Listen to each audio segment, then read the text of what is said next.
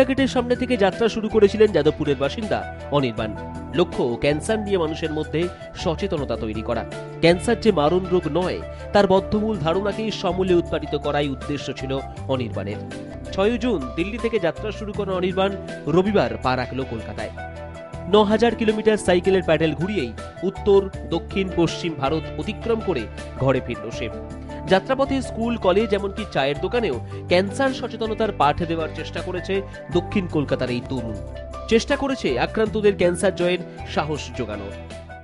আমার উদ্দেশ্য একটাই, ক্যান্সার এই মুহূর্তে পৃথিবীর দ্বিতীয় হচ্ছে এমন একটা রোগ যাতে বেশি সংখ্যক মানুষ মারা যাচ্ছে।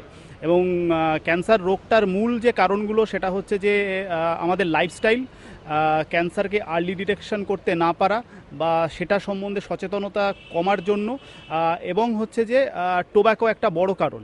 তাই এই সমস্তটা নিয়ে আমার একটা প্রেজেন্টেশন আছে। আমি এগুলো বিভিন্ন জায়গাতে হচ্ছে যে যেখানে যেখানে গেছি, স্কুল, কলেজ, চায়ের দোকান থেকে শুরু করে যেখানে পেরেছি আমার এই বক্তব্যগুলোকে শেয়ার করেছি।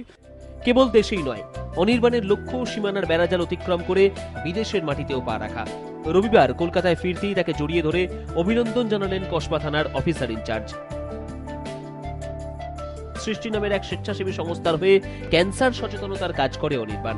কসবা থানায় যখন অনির্বাণের যাত্রা শেষ হলো তখন অনির্বাণকে অভিনন্দন জানানোর জন্য হাজির ছিলেন সংস্থার সহকর্মীরাও। তাদের সঙ্গে নিয়ে আগামী নতুন লড়াইয়ের পরিকল্পনা সেরে ফেলল অনির্বাণ। আমি একদমই দেশের বাইরে নিয়ে যাব, কারণ আমি এটা বলছি এটা আমার ওয়ার্ল্ড ট্যুর।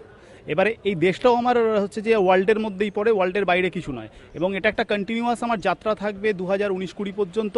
আমি এখন এখান থেকে নর্থ ইস্টের দিকে যাব, মানে মণিপুর, মিজোরাম, নাগাল্যান্ড হয়ে ত্রিপুরা হয়ে, অরুণাচল প্রদেশ হয়ে ত্রিপুরা হয়ে বাংলাদেশ যাব।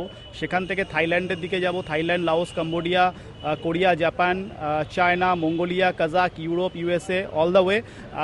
Total I have plan to go 100 country and all continent.